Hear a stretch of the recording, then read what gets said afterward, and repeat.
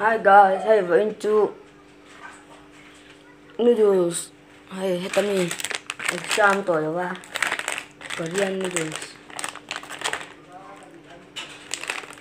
Titihian, titihian.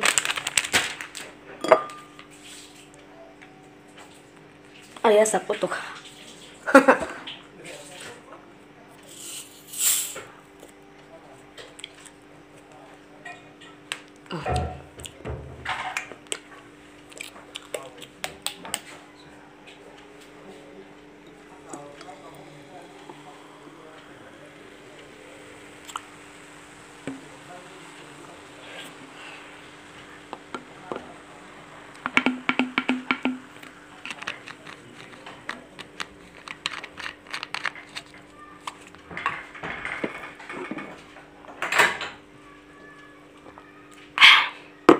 Tôi có mày lâu ấy trần tôi là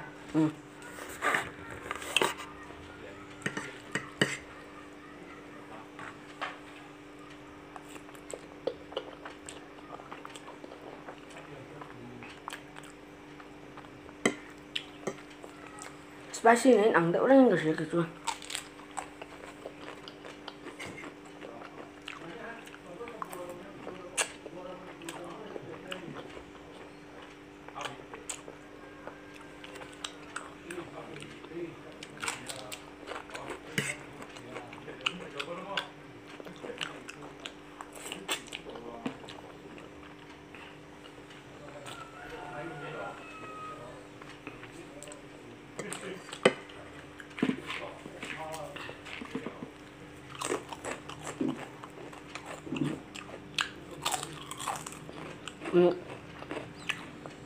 Em mình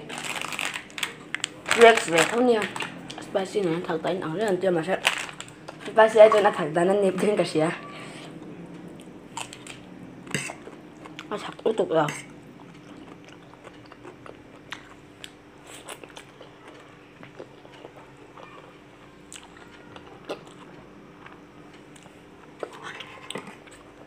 grape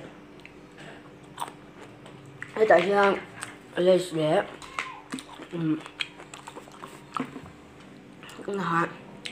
bingo anh nhắn cả sách tội rồi bạn hay Greenpeace trang số bắn chi tế đó té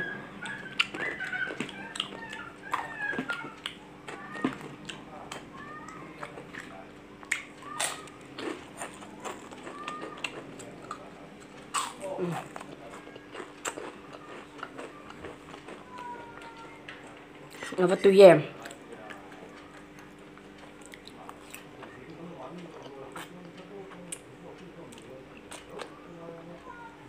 chúng ta xong phần như tôi dính cả là cho cái mèo cả đây tram to tram thêm cả tram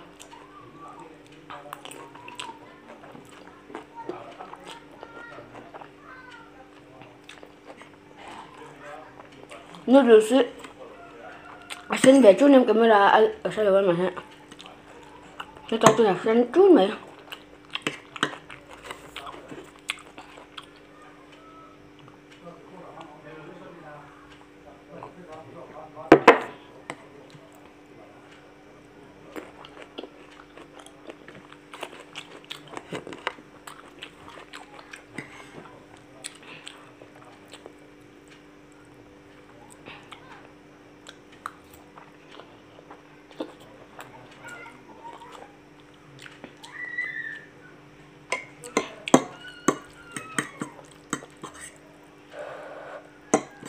asal tukar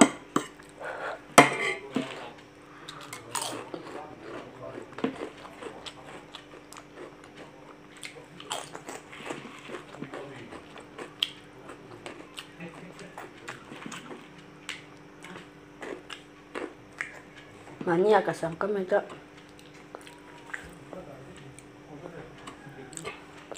kami nak curi betul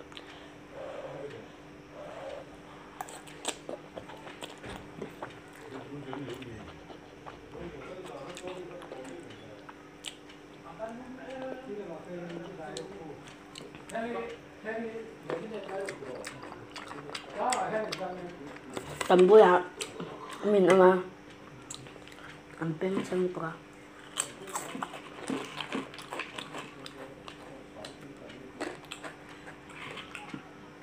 Sulit lang nanti kak Isvel anu kalfe.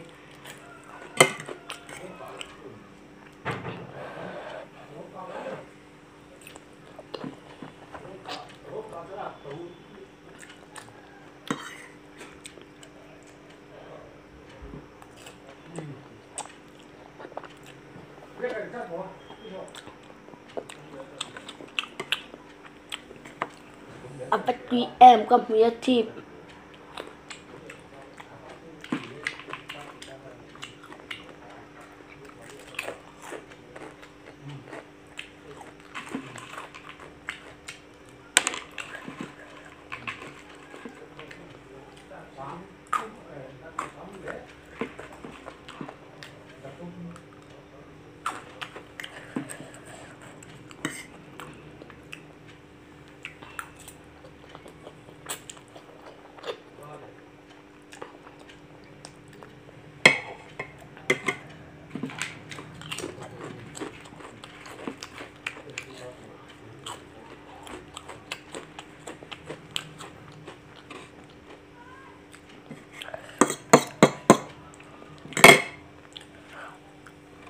in sức phải nó coi cái người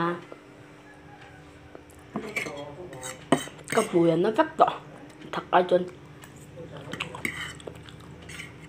ít thật ở qua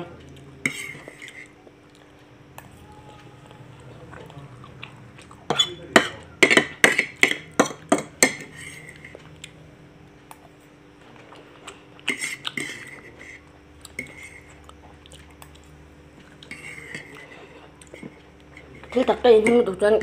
phụ mình nó chuyện nữa cho anh ấy tầm mất đâu rồi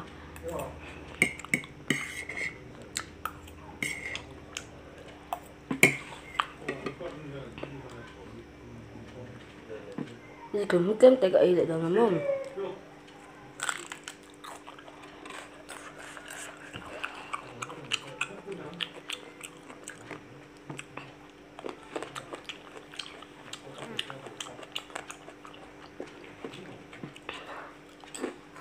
nó tầm tôi nhầm thấu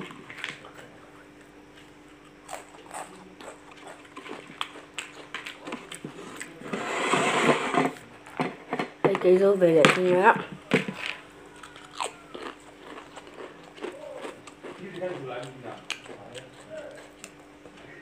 nó sẽ ra về cái người chút đọc tôi nhìn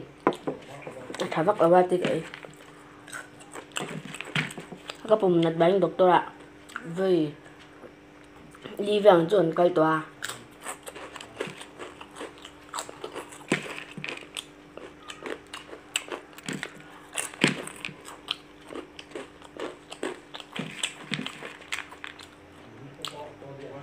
aku itu kan duit dok hello memang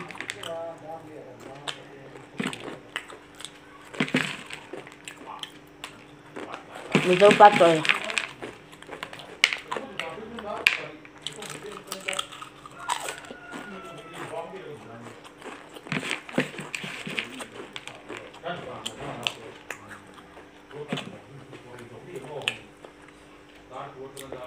thế tuy tất chị đây anh nha anh tùy em mà nè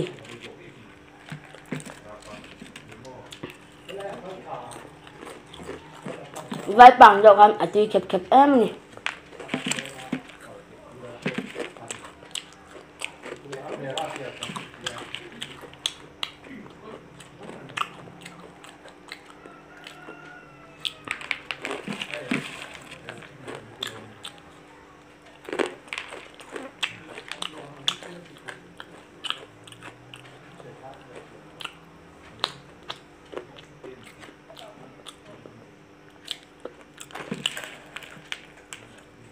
tóc người nó tối tục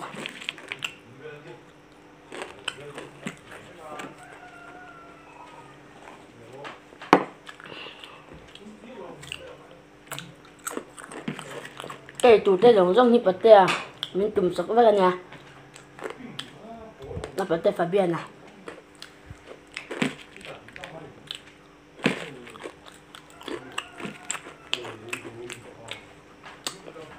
chân hay cho anh PT biển thari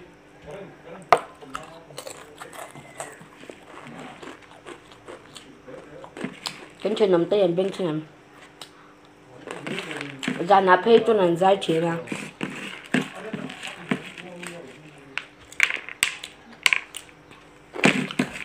ấy rồi rất là tung nha đấy đâu mấy thằng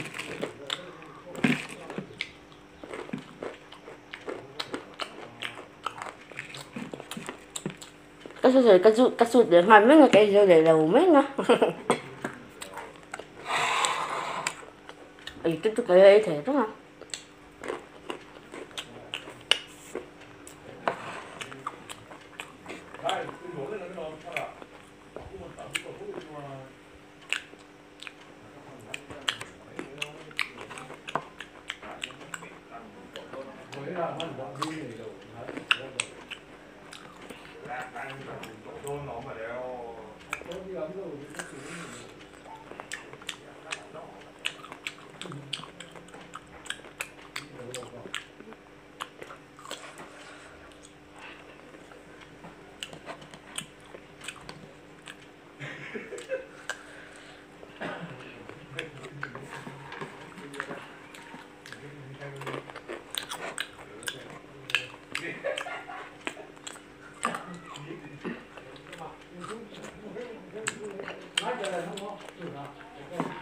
đấy rồi là gì mấy nha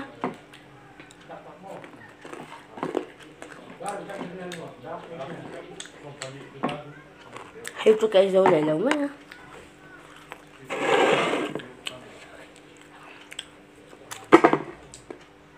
ta vui nó tới tuổi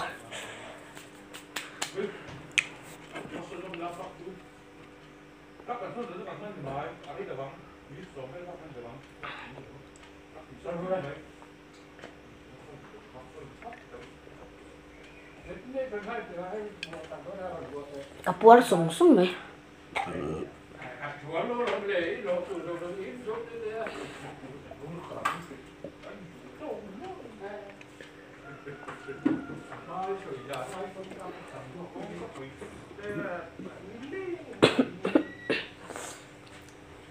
video cái sim dân dân nó mới hạ trong chỗ cái exam nói chỗ cái exam mà